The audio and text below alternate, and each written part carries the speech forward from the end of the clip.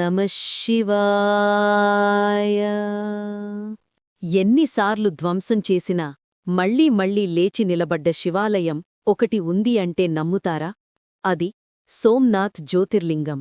భారతదేశంలో ఉన్న 12 జ్యోతిర్లింగాలలో మొదటిది సోమ్నాథ్ జ్యోతిర్లింగం.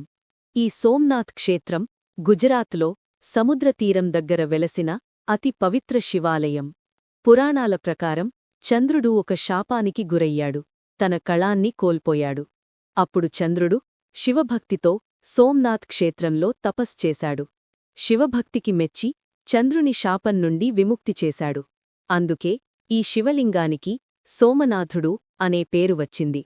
చరిత్రలో ఈ ఆలయం 17 సార్లు ధ్వంసం చేయబడింది. కాని ప్రతిసారీ ఇది ఇంకా గొప్పగా మళ్లీ నిర్మించబడింది.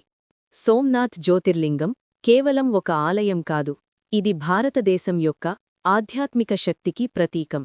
సోమ్నాథ్ దర్శనం చేసిన వారికి భయం తగ్గుతుంది, నమ్మకం పెరుగుతుంది, జీవితంలో మళ్లీ లేచి ముందుకు వెళ్లడానికి శక్తి వస్తుంది అని భక్తుల నమ్మకం. జీవితం ఎన్నిసార్లు మనల్ని కిందకి తోసినా శివభక్తి ఉంటే మనం కూడా సోమ్నాథులా మళ్లీ లేచి నిలబడగలము. ఓం నమః శివాయ. ఇలాంటి శివక్షేత్ర కథలు ప్రతిరోజూ వినడానికి మీ ఛానల్ని సబ్స్క్రైబ్ చెయ్యండి. హర హర మహాదేవ్.